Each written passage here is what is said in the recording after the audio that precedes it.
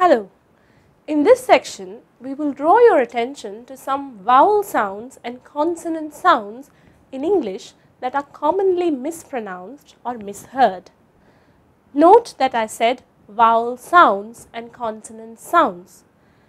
There are only 5 letters in the English alphabet that represent vowels: A, E, I, O and U. The rest of the letters, 21 in number, are classified as consonants. However, consider the following. The letter A can stand for the sound A as in far, or for the sound A as in fat. The other 4 vowels, E, I, O and U, also represent a number of vowel sounds.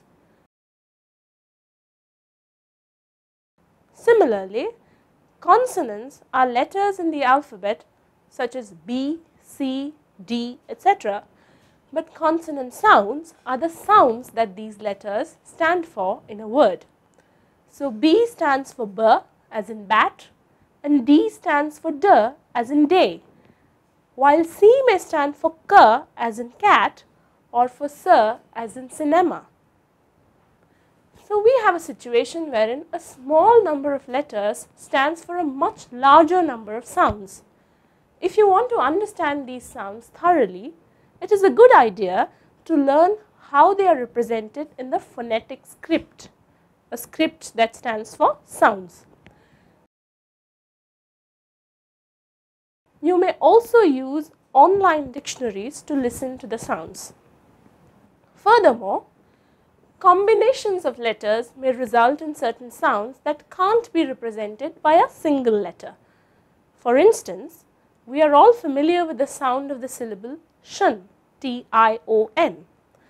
It is a noun ending as in the words nation, creation and friction.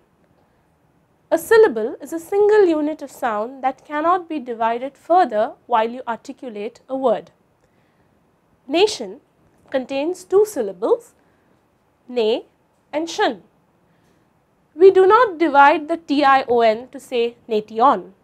The shun in this word gives us the consonant sound sh, which is the same sound as in the word shine, although nation is not spelled with sh. It is because of such irregularities of sound and spelling in English that learners are so often confused or annoyed at the language. An oft quoted joke about these irregularities is usually attributed to the Irish playwright George Bernard Shaw. You must have heard of Shaw. Shaw is supposed to have said that the word fish, F-I-S-H, may be spelled alternatively as G-H-O-T-I. How is it possible for fish to be spelled as G-H-O-T-I? Well, in the word cough, the combination GH stands for fur. In women, strangely, the O actually stands for the sound E, and in nation, the TI stands for sh. So, there you are. As Shaw argued, GHOTI may be pronounced as fish. Thankfully, not all English spellings are this weird. Jokes apart, the complexities of English can present the language learner with many challenges. However, when you start looking at the variations in the sounds of English as interesting details to be mastered, listening becomes a delightful exercise. There's something new to learn every day. The focused listener is alert to how people speak and how they pronounce words.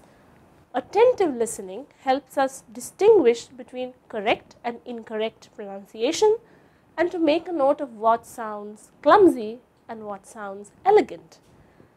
Indian languages too contain peculiar sounds, don't they? For instance, the consonant R is absent in Hindi. Hindi only has L, but R might be present in several other Indian languages. Can you think of some more sounds that are present only in a few of our Indian languages and not in all of them? You may pause the video as you think of some instances. Here are a few examples that come to my mind. Marathi contains the sound ch, which is different from ch. This sound might be difficult for some people to pronounce if their languages don't contain it. And Tamil and Malayalam have that troublesome tongue-twisting r, Tamil, which is often mispronounced as r or l by speakers of other languages. What is v in other languages becomes b in Bengali, and so on. In this section on sounds in English, we will point out some spellings and the sounds that they represent. We will also draw attention to sounds in words that Indian speakers tend to mispronounce. Some of these sounds are present in Indian languages while others are not present in them. Therefore, in the Indian context, some of these sounds may be altered slightly to suit our accent. Of course, India has several English accents. Native speakers of each of our languages might bring the influence of their own mother tongues to English. In the same way, there are many varieties of English in the world.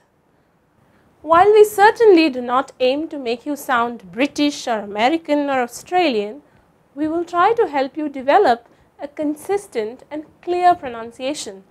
More importantly, we will guide you to listen attentively to these sounds and to clearly distinguish between them so that you can become your own teachers. Knowing these sounds will also help you grasp what other people are saying, irrespective of their accent, whether Indian or foreign. The activities that we have included in this section help you listen, compare, and relearn the sounds of English.